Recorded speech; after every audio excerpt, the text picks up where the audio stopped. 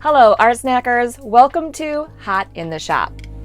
In today's video, we're going to take a dive into some hot products that you can find right in the ArtSnacks Shop. Before we go any further, let me introduce myself. My name is Jenny and I'm the artist behind An Artfully Lived Life. Now my background is primarily in drawing and watercolor, but I'm going to tell you I love testing out all art supplies. Today though, we're going to stick with watercolor. Whether you're an experienced watercolorist or a beginner, the ArtSnacks Shop has a wide variety of products you'll be able to choose from. The watercolors we're going to work with today are the Core Watercolors by Golden. Now these are tube watercolors, and in the shop you can choose from 6 different bundles, including the Bright Set, Dramatic Set, Forest Set, Seashore Set, Treasure Set, and what we're going to use today, which is the Primary Set. Now the Primary Set contains an ultramarine blue, cadmium yellow primrose, cadmium red medium, and a neutral tint.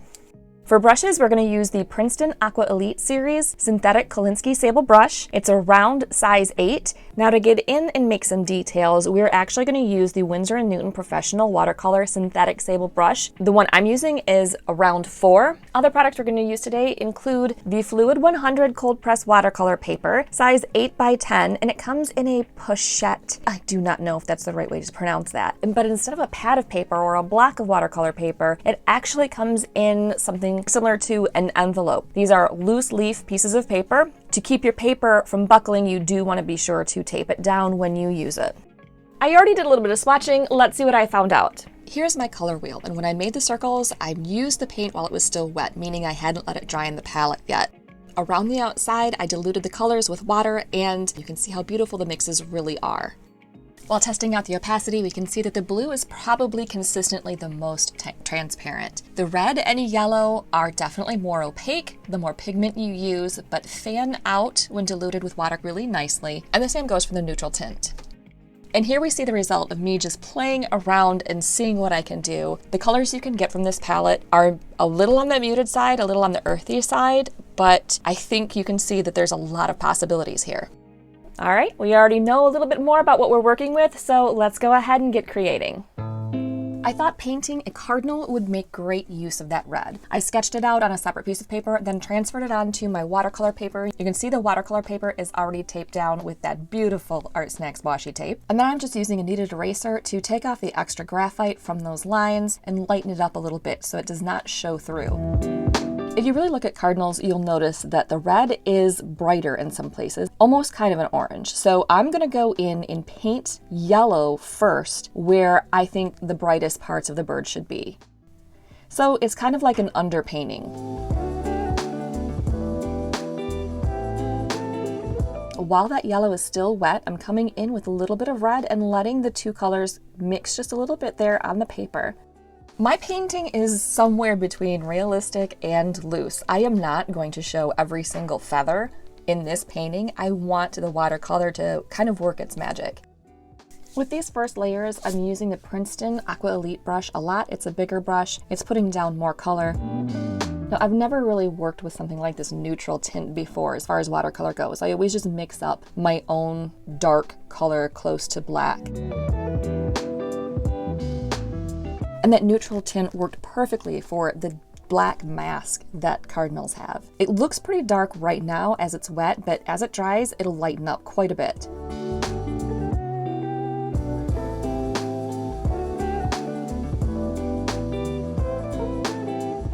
And now I'm coming back in with the second layer of the yellow and red, just going back and forth, making sure that those brighter spots on the bird are gonna stay bright and beautiful. And it also gives it a lot of dimension and gives it some interest.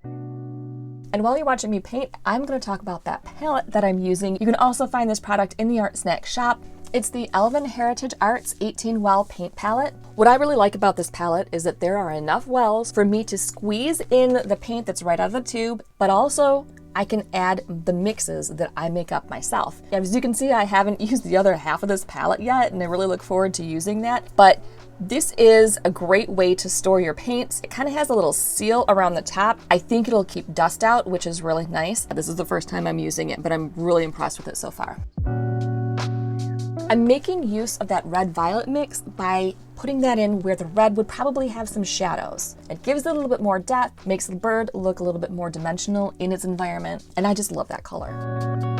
As you may have noticed, there's no brown in this set. Of course, I mix that up because that's what I do. I just used one of my green mixes and my red-violet mix. Adjusted that how I felt necessary and used that for the branch. To make the needles of the pine tree, I'm gonna do a couple different layers. At first, I'm just gonna put some clear water on my paper and use a wet on wet technique. You'll see as I put the paint down, it diffuses quite a bit in the water. So it's just gonna kind of give it a soft green haze by the time it's dry and look a little bit spriggly like needles. And then, though it's my first layer for the needles, and then I'll come back and add more detail. That Winsor & Newton No. 4 round brush is really working beautifully for the details on the bird. These core watercolor paints seem to layer really well, and that is what I enjoy while I'm watercolor painting. And you know, there are various factors that go into how a watercolor paint works. The paper, the brushes, it all works together. And I think this right here is a great mix. The Fluid 100 watercolor paper, the paints, the brushes, they all work together so that you can create beautiful painting that you can layer up. If you want to keep the paints really thick and opaque, you can go right in almost like you're using a gouache. Can use them at that consistency. And now that I've played around with the primaries and I know how these watercolors work, I'm really excited to check out some of those other bundles because those color combinations looked beautiful and I already have ideas coming about those.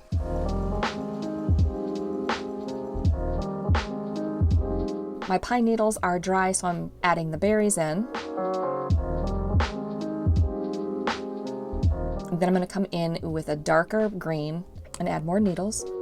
If you're watching my mixing off to the right on the palette, and I specifically have the overhead camera so that you can see my mixing, because it's a huge part of this whole process. This set of paints, I want to show you that you really can get a variety of colors. You're not just bound with the paints that are coming right out of the tube. Feel free to mix. One of the things that the core watercolors are really known for are its ability to flow really well into water. So I'm going to capitalize on that, and for the sky, I'm going to use a wet on wet technique and use this blue violet that I absolutely adore. This is like one of my favorite colors ever. Watch this paint bloom onto this paper as I drop that really deep blue onto the paper.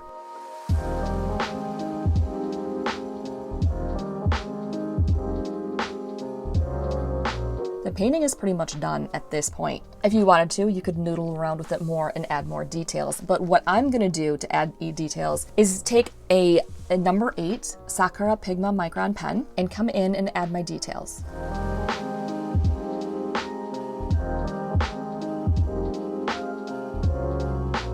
I'm gonna use a white Posca pen for the highlights. It has a super fine tip.